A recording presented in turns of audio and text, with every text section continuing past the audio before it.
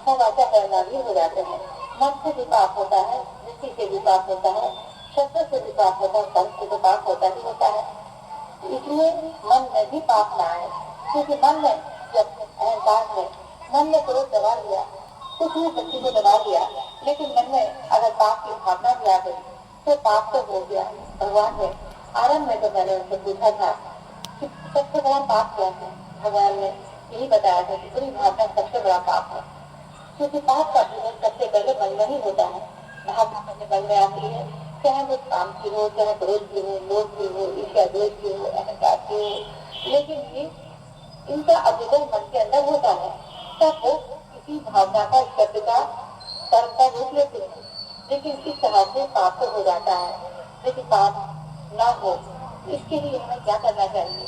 हमें अपने मन विचार तत्व को संयत करके रखना चाहिए। हमारा मन, हमारी बुद्धि, हमारा विचार संयत रहे। लेकिन कोई भी भगवान को की पूजा करने वाले भी, भगवान के मंत्र बजाने वाले भी, तमाम तरह के व्रत पूजा उपवास करने वाले भी अपने मन को, अपनी बुद्धि को संयत नहीं रख पाते। क्या हुआ अगर तुम मंदिर गए, तुमने व्रत रखा, किसी भी प्रकार की देवी देवताओं की पूजा की, चाहे वो भगवान श्री राम की, चाहे भगवान श्री कृष्ण की जन्माष्टमी मनाई, चाहे भगवान शंकर को दूध से नहलाया, चाहे माँ नवरात्रि